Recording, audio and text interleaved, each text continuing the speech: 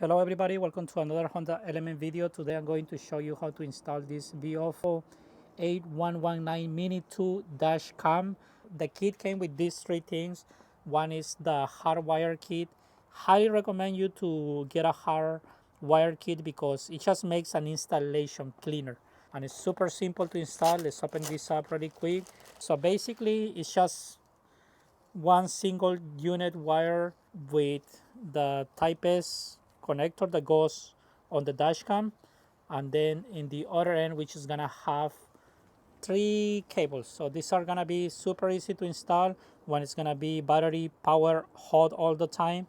The other one is gonna be accessories, so just when you put the key, then you turn the key, that's when you're gonna get power, and the other one is gonna be ground all the time. So super easy, three wires. We're gonna go through it during the installation process. And then it also comes with a memory card, which is a 64 gigabytes. So also highly recommend you to get one of these. And then this is the A119 Mini 2. So let's open it up and see what is inside here.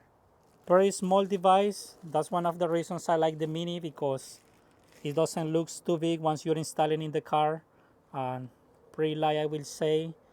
Is mounted by a 3M double tape, and then here you can see the camera, and here are the controllers. So let's put this by the side and let's check out what is inside here. So here is the manual, and then some instructions. It also comes with a protector screen, which is really nice. I like that. Some customer service cards. They also provided with this plastic trim removal tool, handy to have.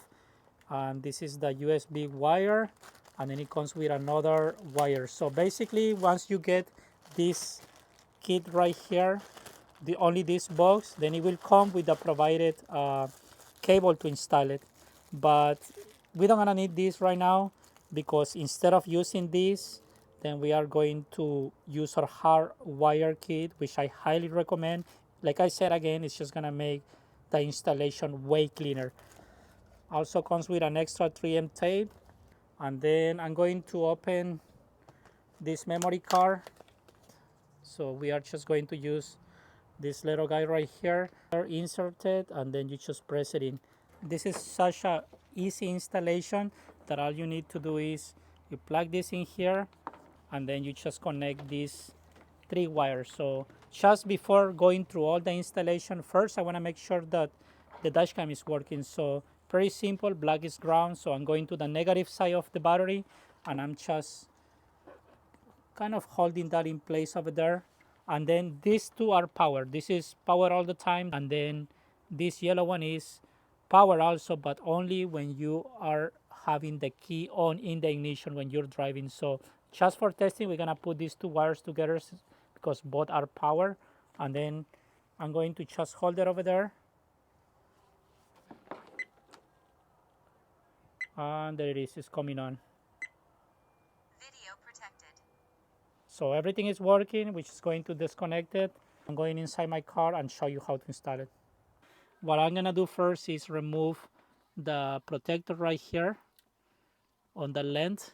Dust cleaner. And you can always move the camera too. It has different angles. And let's install this.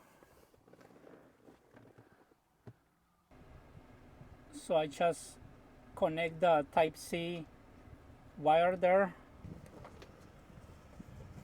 You can see the way I run the cable through here, and then just using the tool and pressing it in. I really didn't want to put all this thing inside because this part is too big and I don't want to damage the headliner.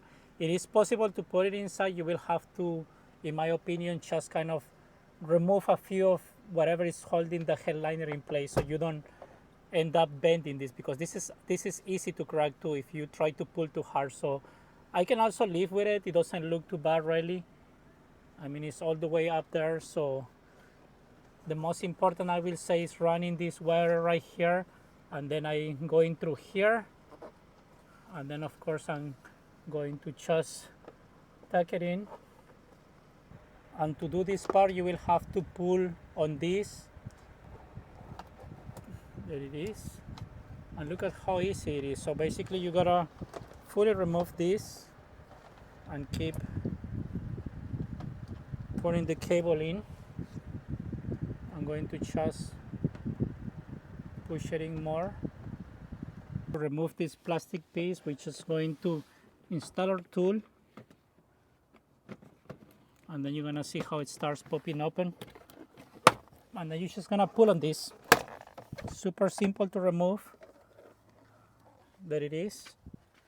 What we're gonna do next is remove this cover, move this to the right clockwise, both knobs, and then this one is coming out really easy. And then you grab these 3 wires together, and then you just go through that hole. We can always put our hands and try to fish it out. There it is. So that's what we want. And then we can always install this plastic cover back. That is how it's looking so far. You cannot see the cable. I'm already installing this weather strip back, and then I'm going to just install this piece back. So you just put it in, align it with the holes, super easy to do, and then you just press it in. Another way to install it is that this one, you can push this to the right, and then only this part will come out, which is really nice. And what I noticed is that it has another C-type port right here, so I install it here instead of the one in the side, and I think like that looks even cleaner. Okay, so now we are back to install these 3 wires. We're gonna start with the red and yellow first. Something that I forgot to mention is that we have to buy this. I'm going to list the link of this product in the description.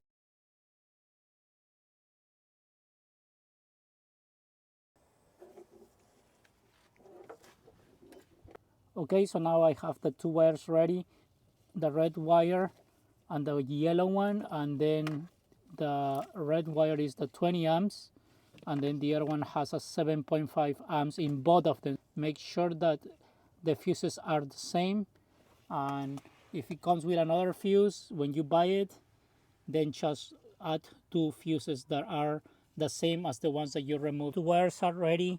I already know where I'm going to connect it, but I just want to show you something really quick before installing this. So remember, we removed the plastic trim right here. Then now we have access to the fuses over there. So I already pre-checked this, and I noticed that if you check on the diagram here where it says amp, that's one that is hot all the time, and I can confirm that by connecting the tool or the test light to the fuse in the 2 ends, and then I got power all the times. I checked the one next to it, the 7.5. In the diagram it says it's the ACC radio. On the 7.5 there is nothing, but let me put my key and I will show you. As soon as I turn the key, let me turn my key, let me get it ready here. I turn the key and then you guys can see how the light's red. So I'm gonna shut off the car, and now the light is off.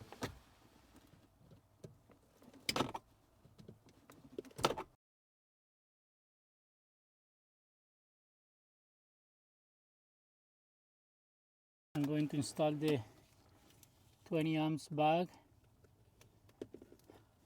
and then because it's next to each other, I will have to go in a different way. This one facing up, and there it is. So that's how it's going to look. We can always zip tie these wires together and just bring it away from like our legs when we're driving, but being right here, let's say like I zip tied like around there, then I should be okay. Nothing is gonna be on my way. There is plenty of space.